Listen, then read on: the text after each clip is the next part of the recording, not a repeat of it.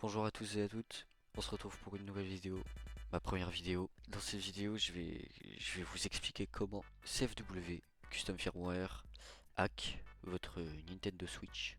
Tout d'abord, dans les prérequis, vous allez avoir besoin d'une Switch qui est pas patch, donc celles qui ont été produites avant 2018. Pour voir, vous avez ce site. Et vous avez aussi ce site. Alors ici vous marquez votre code de Switch, mais aussi vous avez ce site. De toute façon c'est un code barre qui est en dessous de votre Switch, vous le verrez normalement. Et donc du coup ça vous dit si votre Switch est patch ou pas. Bref, de toute façon c'est dans la description.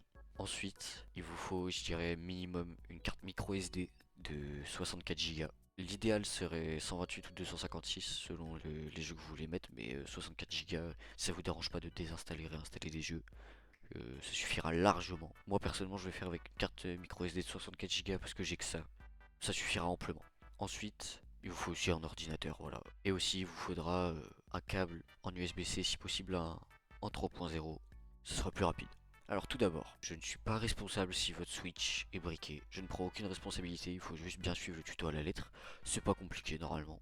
Si vous suivez bien ce que je dis, vous n'allez pas avoir de problème entre guillemets avec Nintendo, vous ne serez pas ban du Nintendo eShop. Il y a des moyens pour contourner. Donc, vous inquiétez pas, mais si c'est sur la NAND, vous ne pourrez plus jouer en ligne. Mais de toute façon, dans une autre vidéo, je vous montrerai comment installer une EmuNAND qui, en fait, vous allez pouvoir switch entre votre NAND, c'est-à-dire votre Switch de base, et l'autre en EmuNAND qui va vous permettre de jouer à vos jeux craqués, par exemple. Je vous mettrai aucun lien dans cette vidéo parce que on n'a plus le droit à cause de Nintendo. Sinon, ils vont strike ma vidéo. En tout cas, je n'encourage absolument pas à craquer vos jeux car tout d'abord c'est illégal si vous n'avez pas une copie physique du jeu chez vous. Passons à la vidéo. Dans la description, vous trouverez deux fichiers, celui-ci et celui-ci. Celui qui va nous intéresser principalement, c'est celui-là, c'est ce que vous mettrez dans votre carte micro SD, et vous avez celui-là qui vous expliquera tout. On va commencer par celui de gauche, Head Switch, vous allez extraire avec WinRAR ou 7zip, en tout cas votre logiciel pour extraire. Vous allez l'ouvrir, et dans ce logiciel, il vous explique comment installer des jeux, mettre à jour les fichiers importants, il y a une petite vidéo qui va vous expliquer, avec des informations importantes, voilà. Juste c'est le déroulement, comment faire. Si vous n'arrivez pas à comprendre, de toute façon je ferai des vidéos pour expliquer comment faire, si vous n'avez pas compris là, parce que là je ne parle pas dans ces vidéos. Et vous avez Tegra RCM qui va vous permettre de mettre votre Switch en recovery mode, et donc qui va vous permettre d'être dans Ekate. Ekate qui est le logiciel entre guillemets qui va vous permettre d'établir le hack de votre Switch. Donc dans tout ça, vous avez les explications. Ensuite, nous avons ce fameux fichier qui sera aussi dans la description. Quand vous l'ouvrez, vous voyez tout ça, vous allez devoir le mettre dans votre carte micro SD.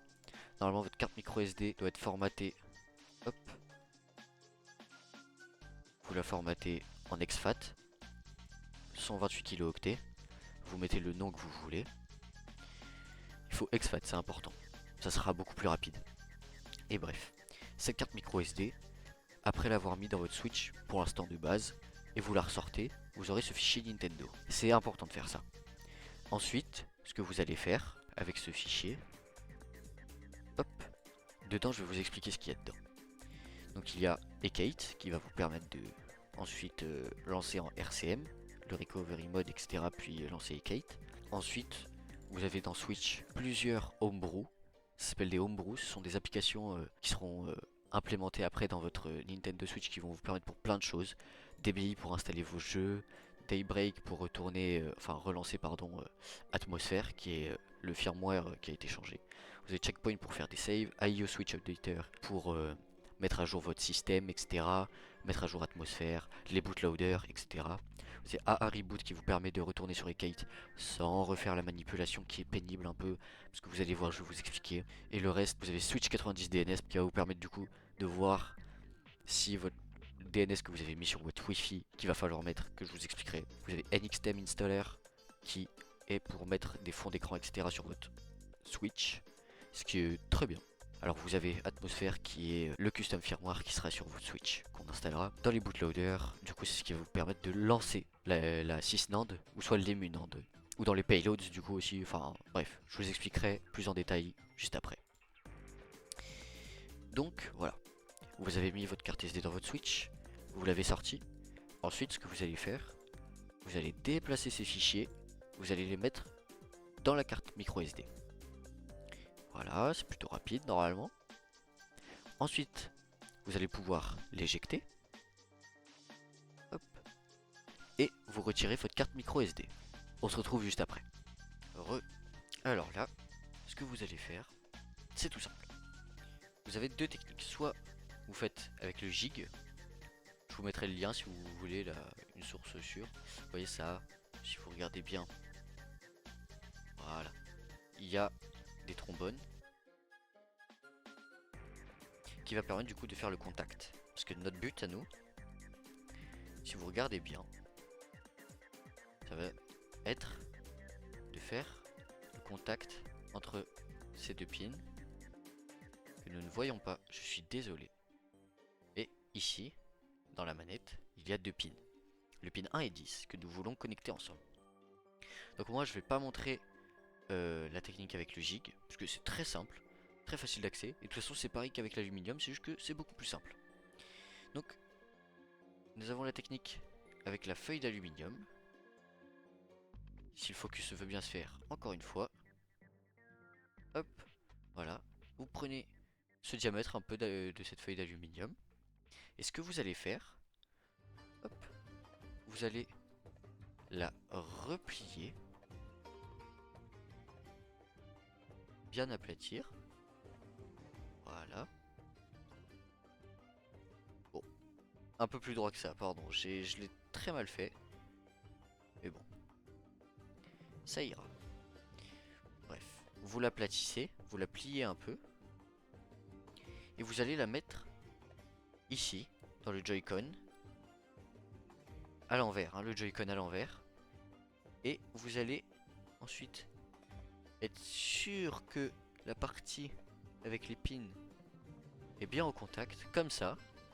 Et bam, du coup, voilà, c'est comme ça. Après, ce que vous allez faire, vous allez prendre votre Switch, la mettre à l'envers. Et insérer la feuille d'alu. Après, ce que vous allez faire, vous allez prendre un câble, comme par exemple celui de votre téléphone, comme ce que j'ai fait. Vous allez brancher votre Switch. Bon là, elle est censée s'allumer, du coup une fois, parce que vous venez de la brancher. Vous allez laisser s'allumer. En attendant qu'elle s'allume, parce que c'est un peu long, vous avez éteint votre Switch correctement. Vous avez mis l'aluminium dans votre manette. Donc ce que vous allez faire, vous allez prendre, hop, votre petite carte micro SD. Attendez, voilà. Ensuite, vous allez ouvrir le clapet de la Switch, mettre la carte micro SD et bien refermer. Ensuite, vous allez aller sur votre ordinateur. Vous allez lancer le dossier S-Switch. Ouvrir, pardon. Head Switch encore. Tegra RCMGui Head. Tegra RCMGui. Et Tegra RCMGui.exe. Vous allez lancer. Et ce que vous allez faire, vous allez aller dans Tools. Vérifier que c'est bien MMC SD Card. Vous allez aller dans Settings, faire Install Driver. Ils vous vont dire ça, vous faites oui. Oui. Suivant. Puis terminé. Vous verrez, c'est rapide. Ensuite, vous allez aller dans la catégorie Payload. Hop. Vous allez chercher dans vos fichiers ensuite. Hop. Hop. Bureau. Head Switch. Head Switch. Tegra RCMGui. Et vous allez prendre Ekite CTCAER 6.2.2. .bin. Du coup, ça va être le payload qui va être injecté. Ce que vous allez faire, la manipulation à faire. Vous vérifiez bien que le câble est bon. Que normalement vous avez bien mis l'aluminium. La carte SD est branchée. Donc ce que vous allez faire, vous allez appuyer sur Power et le bouton Volume plus de votre Switch. Et si vous regardez bien à l'écran, le No RCM va se transformer en RCM OK. Donc ce que vous allez faire, vous allez appuyer sur Inject Payload. Et vous voyez bien que Ekite s'est lancé. Donc vous voyez, il va vous demander de mettre la date. C'est comme vous voulez. Personnellement, je vais pas le faire. Ça n'a pas spécialement d'importance, mais c'est comme vous voulez. Done. Donc ce que vous allez faire ensuite, voilà. La configuration a été sauvegardée dans la carte SD. Ok. Alors, vous êtes dans Ekite. Après avoir changé l'heure ou pas, il y a une étape très importante à faire. Donc, vous allez aller dans Tools, vous allez faire Backup eMMC et eMMC boot 0 et boot 1. Hop, bon moi ils me disent qu'il existe déjà, mais bon, je vais faire continuer. Encore une fois, mais normalement vous, il ne va pas dire qu'il existe déjà. Donc ce que vous allez faire, vous allez fermer, et ici, dans eMMC Row GPP, vous allez appuyer.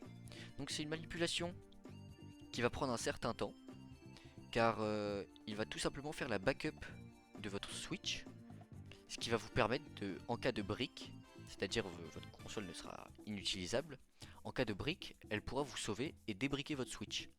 C'est très important. Ça prend à peu près 30 Go, 29, là ils disent 29 Go. Si vous avez 64 Go, c'est très juste. Mais c'est pour ça que je vous conseille ensuite de le mettre soit sur une clé USB, sur un cloud, ou bien même juste le garder sur votre PC. On se retrouve après que la backup soit faite. Donc, me revoilà. On se retrouve à la fin de la vérification, car après la backup, il y a une vérification. Donc voilà, c'est fini. Donc, ensuite, ce que nous allons faire close, close, et nous allons retourner sur home. Après, vous allez faire payloads, fusee.bin. Vous allez voir, Atmosphère se lance.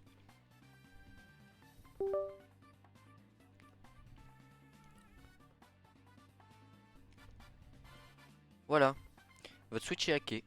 Ensuite, vous pouvez aussi, hop, enlever le bout d'alu. Alors souvent il est coincé sur le côté. C'est un peu compliqué à retirer. Bon, au pire, vous pouvez souffler un bon coup. Voilà. Bon, par contre, après, faut retrouver où est-ce qu'il est parti. Tant pis. Bref. Hop. Pour brancher votre Joy-Con. Parce que, en fait, il n'y a pas le contact du coup entre le Joy-Con et la Switch. Donc, c'est comme s'il était enlevé, quoi. Bref. Alors, pour vérifier si votre Switch est hacké, vous allez aller dans Paramètres de la console. Hop, vous allez descendre tout en bas. Et console. Donc, vous allez voir 19.0.1. Ça, c'est votre firmware. Et s'il y a marqué AMS 1.8.0, ce qui veut dire atmosphère, et bah c'est que votre Switch est hacké. Voilà. Donc ensuite, ce que vous allez faire, vous allez aller dans encore paramètres, internet, paramètres internet, vous allez sur votre connexion, modifier les paramètres, vous allez aller dans paramétrage du DNS, vous allez mettre manuel, et vous allez mettre le même que le mien. Il sera affiché à l'écran de toute façon. Donc vous allez mettre ce DNS. Une fois que vous avez mis ce DNS, vous faites bien sauvegarder. Hop. Et vous retournez sur le menu. Dans les homebrew, vous allez lancer 90 DNS Testing Utility. Et normalement, si tout est marqué en blocked, c'est que tout a bien marché. Et que du coup, vous ne pouvez pas vous faire ban par Nintendo si par erreur vous lancez le Nintendo eShop. Vous allez appuyer sur album. Et du coup, je vais vous expliquer à quoi servent les homebrew. Vous allez à un reboot. Quand vous le lancez, vous retournez sur Ekate. Car sinon, pour revenir sur Ekate, vous aviez à refaire la manipulation avec l'aluminium. Hop, vous relancez fusee.bin. Vous allez retourner sur album. Du coup, vous avez AIO Switch Updater. Et je vous ferai une vidéo sur comment bien l'utiliser. En soi, il n'est pas très bien compliqué, mais de toute façon, dans le fichier Head Switch, je vous explique comment l'utiliser. Ensuite, vous avez Checkpoint qui vous permet du coup de créer des sauvegardes de tous vos jeux, etc. Pour revenir en arrière. Vous avez juste à le lancer une fois. Vous avez Daybreak qui va vous permettre d'installer des firmware, etc. Mais ça n'y touchez pas. Vous avez DBI Installer qui va vous permettre d'installer vos jeux. Ensuite, vous avez NXTheme Installer qui va vous permettre d'installer vos thèmes. Vous avez Reboot to Payload qui va vous permettre de relancer Atmosphère, pardon. Et vous avez USB File Transfer qui va vous permettre juste de transférer des fichiers entre votre PC et votre Switch sans devoir retirer la carte SD. C'est pas mal, en vrai, ça permet d'aider et de faciliter les choses. En tout cas, pour moi, la vidéo est finie. Merci beaucoup d'avoir suivi cette vidéo, ce tutoriel. Dites-moi en commentaire si y a des problèmes quelconques, j'essaierai de vous aider.